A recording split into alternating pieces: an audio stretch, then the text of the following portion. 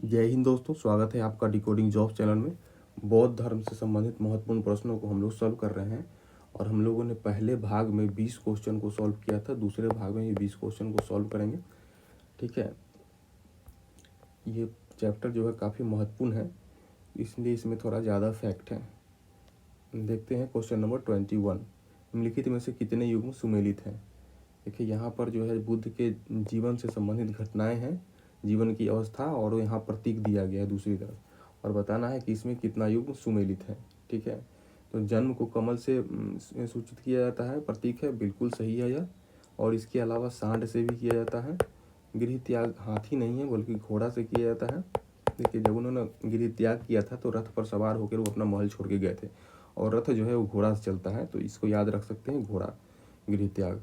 और ज्ञान प्राप्ति जो है वो बोधि वृक्ष के नीचे यानी पीपल वृक्ष के नीचे किए थे, जो बोधि वृक्ष कहलाने लगा, ये सही है। प्रथम उपदेश स्तूप में गलत है, मृत्यु चक्र गलत है।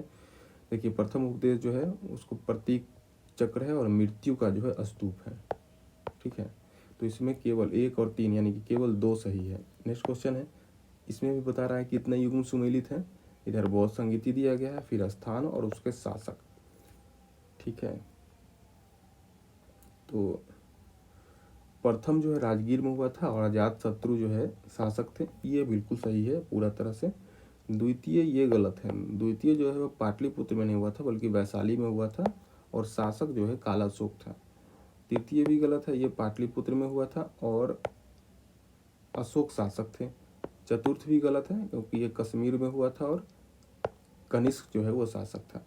और राजगीर में जो हुआ था, राजगीर के सप्तपर्णी गुफा में हुआ था। वैशाली वाला जो है वो चुल्लावंगा गांव में हुआ था, और कश्मीर वाला कुंडल वन में हुआ था। ठीक है, तो इसमें केवल एक सुमेलित है, इसलिए से आंसर हो जाएगा ऑप्शन ए। नेक्स्ट क्वेश्चन है, यहाँ भी सुमेलित करना है, निम्नलिखित को सुमेलित कर। इधर बौद्ध संगीति दिया गया है, उसकी अध्यक्षता किसने की थी ये बताना है। ठीक है, तो इसका आंसर हो जाएगा, देखिए प्रथम का जो है महाकश्यप किए थे, द्वितीय का सभाकामी किए थे, तृतीय का मोगलीपुत्तिस से, और चौथे का वसुमित्र किए थे अध्यक्षता। अश्वघोष जो थे ये चौथे में उपाध्यक्ष थे। ठीक है, तो इसका आंसर हो जाएगा ए हो जाएगा। नेक्स्ट क्वेश्चन है, अभिधम्म पिटक का संकलन किस बौद्ध संगीति में हुआ था। इसका आंसर हो जाएगा ऑप्शन सी, तृतीय बौद्ध संगीति में हुआ था, और प्रथम बौद्ध संगीति में सुत्त पिटक और विनय पिटक, इसका संकलन हुआ था। सुत्त पिटक का संकलन किया था आनंद ने, और विनय पिटक का उपाली ने। ठीक है, नेक्स्ट क्वेश्चन है, किस बौद्ध संगीति में बौद्ध धर्म हीनयान और महायान में बट गया था। इसका आंसर हो जाएगा ऑप्शन डी, चतुर्थ बौद्ध संगीति में जो है बौद्ध धर्म जो है हीनयान और महायान में बट गया था, और द्वितीय बौद्ध संगीति में स्थाविर और महासंघिक, इन 2 पार्ट में बट गया था। नेक्स्ट क्वेश्चन है, बुद्ध के प्रवचन किसमें संकलित है। इसका आंसर है ऑप्शन बी, सुत्त पिटक में संकलित है, जिसकी रचना आनंद ने की थी। नेक्स्ट क्वेश्चन है, मिलिंद पन्हों में मिलिंद और किसके बीच का वार्तालाप संकलित है। इसका आंसर है ऑप्शन सी, नागसेन। नागसेन और मिलिंद के बीच जो वार्तालाप हुआ था उसी को मिलिंद पन्हों कहते हैं। नेक्स्ट क्वेश्चन, निम्नलिखित में से कौन बौद्ध धर्म से संबंधित है। इसका आंसर है ऑप्शन डी, कथावस्तु जो है ये हीनयान जो कि बौद्ध धर्म का एक शाखा है उसका प्रमुख ग्रंथ है। नेक्स्ट क्वेश्चन है, बुद्ध चरित्र की रचना किसके द्वारा की गई है। इसका आंसर है ऑप्शन बी, अश्वघोष के द्वारा की गई है। नेक्स्ट क्वेश्चन, निम्नलिखित में से कितने युग्म सुमेलित है। इधर पुस्तक दिया गया और दूसरी तरफ लेखक हैं, और बताना है कितना युग्म सुमेलित है।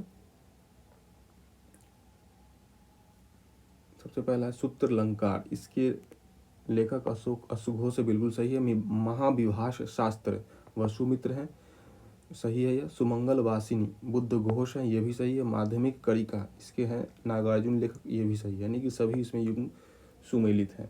देखिए अश्वघोष ने सूत्रलंकार के अलावा भी कुछ पुस्तकें लिखी, जैसे कि सूत्रलंकार को भी सूत्र अलंकार बोलते हैं। इसके अलावा सौंदरानंदा, सारीपुत्र प्रकरण और वज्र सूची। उसके बाद बुद्ध घोष ने सुमंगल वासिनी के अलावे विशुद्धामग्गा और आत्मकथाएं लिखी हैं। नेक्स्ट क्वेश्चन है, हीनयान के संबंध में निम्नलिखित कथनों पर विचार करें। 3 कथन दिया गया है और इसमें से जो है आपको सही की कथन की पहचान करनी है और तब उसका कोट का चयन करना है। तो देखते हैं कौन सा सही है इसमें। इसके अनुयायी बुद्ध के मूल शिक्षा में विश्वास करते थे, बिल्कुल सही है। हीनयान के जो अनुयायी थे बुद्ध के मूल शिक्षा में विश्वास करते थे। दूसरा है आत्म अनुशासन और ध्यान के माध्यम से मुक्ति में विश्वास करते थे, ये भी सही है। वह मूर्ति पूजा में विश्वास करते थे, ये गलत है क्योंकि मूर्ति पूजा में विश्वास नहीं करते थे। और इन्होंने पाली भाषा को फेवर किया था। तो देखिए पहला और दूसरा सही है, तीसरा गलत है, तो इसका आंसर हो जाएगा ऑप्शन ए, केवल 1 और 2 सही है। नेक्स्ट क्वेश्चन है महायान के संबंध में निम्नलिखित कथनों पर विचार करें। निम्नलिखित और इसमें से कौन सा कथन है ये आपको सही बताना है। देखिए 4 कथन दिया गया है, देखते हैं कौन सा सही या गलत है। यह हिंदी भाषा की को प्रमुखता देते थे, ये गलत बात है, उस समय हिंदी भाषा नहीं थी, समझ गए। तो ये जो है संस्कृत को फेवर करते थे। इसका विस्तार श्रीलंका, बर्मा, थाईलैंड और जावा इत्यादि में हुआ, ये भी गलत है। इसका विस्तार जो है महायान का जो विस्तार है ये उत्तरी भाग में फैला है, जैसे कि चीन हो गया, जापान है, कोरिया है, इस सब में फैला है। और इसका श्रीलंका, बर्मा और थाईलैंड, जावा में यानी कि जो दक्षिण वाला भाग है उसमें फैला है हीनयान, ये हीनयान वाला है, ठीक है। ये सभी श्रीलंका, बर्मा, थाईलैंड, जावा। ये मूर्ति पूजा में विश्वास करते थे, बिल्कुल सही है। महायान शाखा वाले जो है मूर्ति पूजा में विश्वास करते थे। यह बौद्ध धर्म की नवीनतम यानी सबसे नई शाखा है, नहीं ये गलत है, इसके बाद ही वज्रयान ये सब बना है, तो इसमें केवल सी सही है। नेक्स्ट क्वेश्चन है निम्नलिखित में से कौन गौतम बुद्ध के समकालीन नहीं था। इसका आंसर है ऑप्शन डी, चंद्रगुप्त मौर्य जो है गौतम बुद्ध के समकालीन नहीं थे। गौतम बुद्ध का जन्म हुआ था 563 ईसा पूर्व, ठीक है, और चंद्रगुप्त मौर्य का जो जन्म हुआ था 345 ईसा पूर्व, तो ये इसके समकालीन नहीं थे, ठीक है। मृत्यु भी इनकी हुई है 483 ईसा पूर्व में गौतम बुद्ध के, तो उसके काफ़ी वर्षों के बाद चंद्रगुप्त मौर्य का जन्म हुआ है। और बिसार और अजातशत्रु ये थे, ये हर्यक वंश के थे और गौतम बुद्ध हर्यक वंश के समकालीन थे। राजा प्रसेनजीत भी इनके समकालीन थे, तो इसका आंसर हो जाएगा ऑप्शन डी। नेक्स्ट क्वेश्चन है बुद्ध के जीवन की कथा किसमें वर्णित है। इसका आंसर है ऑप्शन बी, जातक में बुद्ध के पुनर्जन्म की कथा वर्णित है। नेक्स्ट क्वेश्चन है निम्नलिखित कथनों पर विचार करें। 5 कथन दिया गया है, ठीक है। इसमें से कथनों में से बताना है कि इसमें गौतम बुद्ध के पंचशील में कौन कौन सा शामिल था, ठीक है। तो देखते हैं जरा इसको। अहिंसा एवं जीवन का सम्मान, बिल्कुल सही है।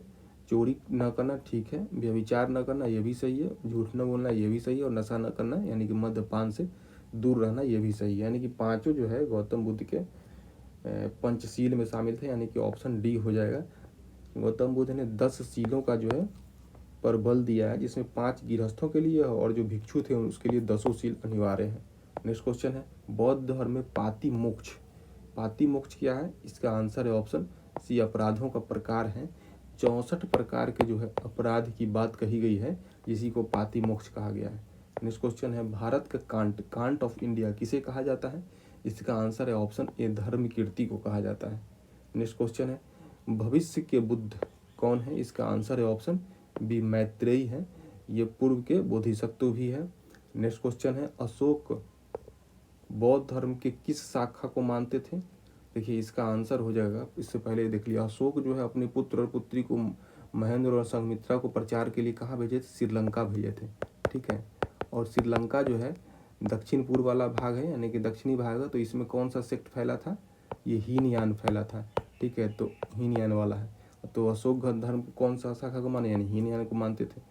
महायान से हर्षवर्धन, ठीक है, हर्षवर्धन जो है महायान शाखा को मानते थे। नेक्स्ट क्वेश्चन निम्नलिखित में से कौन तंत्र मंत्र जादू टोना में विश्वास करता था। इसका आंसर है ऑप्शन सी, वज्रयान जो है जादू टोना और तंत्र मंत्र करता था, ठीक है। तो यही थे नेक्स्ट 20 क्वेश्चन, यानी कि 40 क्वेश्चन हम लोग सॉल्व कर चुके हैं।